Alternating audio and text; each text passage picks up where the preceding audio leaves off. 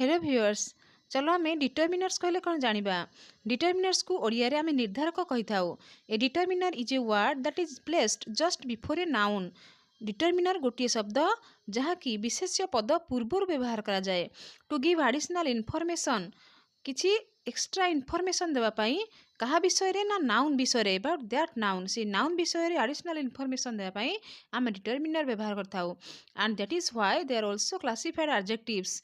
सेइतपई ताकू मध्य आमे एडजेक्टिव बोली कहि थाउ बा विशेषण पद बोली कहि थाउ।